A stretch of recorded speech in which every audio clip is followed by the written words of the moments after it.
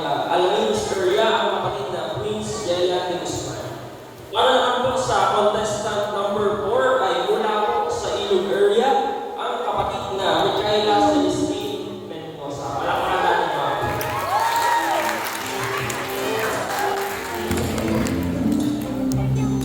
Ako po si kapatid na Arce Mendoza, 8 taong gulang. Kabilang po ako sa pagsamba ng kabataan sa buong GWS, Kamag-anak